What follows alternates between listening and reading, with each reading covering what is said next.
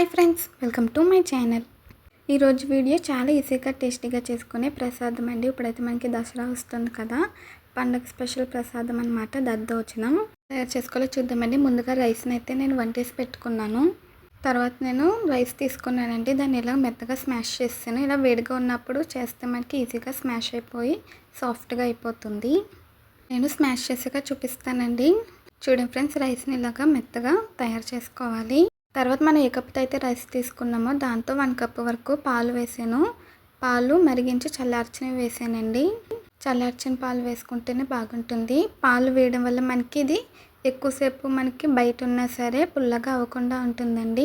ఫ్రెష్గా ఉంటుంది, టేస్ట్ చాలా బాగుంటుంది. 1 కప్పు పాలు 1 కప్పు పెరుగు వేసి బాగా మిక్స్ చేశాను. పాలు వేయడం వల్ల ఫ్రెష్గా ఉంటుందండి, పుల్లగా అవ్వకుండా టేస్టీగా ఉంటుందన్నమాట. తర్వాత రుచికి సరిపడా ఉప్పు వేసి బాగా కలిపానండి. రైస్ చల్లారాక పెరుగు వేసుకొని కలుపుకోవాలండి, అప్పుడే మనకి ఫ్రెష్గా ఉంటుంది. ఇప్పుడైతే మనకి దద్దోజనం కోసం పెరుగన్నం రెడీ అయిపోయింది కదండి. పోపు అయితే పెట్టుకోవాలి. పోపు గిన్నె పెట్టి ఆయిల్ వేసాను. హీట్ అయ్యాక పల్లీలు, పచ్చిశనగపప్పు, మినప్పప్పు వేసానండి. ఇంట్లో కూరగాయలు ఏమీ లేనప్పుడు ఇలా పెరుగన్నానికి పోపు పెట్టుకుంటే మనకి కర్రీ అవసరం ఉండదు, చాలా టేస్టీగా ఉంటుంది. అలాగే ఈ దద్దోజనం కూడా హెల్త్కి మంచిదండి, చలవ చేస్తుంది.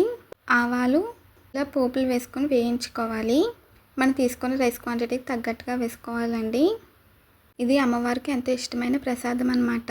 దసరా నవరాత్రుల్లో ప్రసాదాలు చేస్తూ ఉంటాం కదా, ఇదైతే మనకి హడావుడి లేకుండా సింపుల్గా అయిపోతుందండి. తర్వాత కొద్దిగా జీలకర్ర కూడా వేసి వేయించాను. ఈ పోపుని బాగా ఫ్రై చేసుకోవాలి. తర్వాత ఇందులోకి సన్నగా తరిగిన అల్లం ముక్కలు, కారానికి తగినంత ఎండుమిర్చి వేసానండి. తర్వాత కరివేపాకు వేసి ఫ్రై చేయాలి. 2 ఎండుమిర్చి అయితే సరిపోతుంది. ఈ పోపును బాగా ఫ్రై చేసుకోవాలండి. కావాలంటే జీడిపప్పు వేసుకోవచ్చు, నేను వేయలేదు. ఇప్పుడైతే ఫ్రై అయిపోయింది కదా, స్టవ్ ఆఫ్ చేసాను. ఇప్పుడు మనం ఇది పెరుగన్నంలో వేసేసి కలిపేసుకుంటే దద్దోజనం రెడీ అయిపోతుంది. ఫ్రెష్గా ఉండాలంటే ఈ విధంగా ట్రై చేయండి.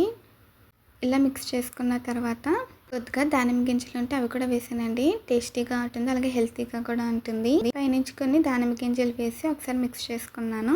అంతేనండి, మనకి దద్దోజనం అయితే రెడీ అయిపోయింది. ఈసారి పండగకి ప్రసాదం ట్రై చేయండి.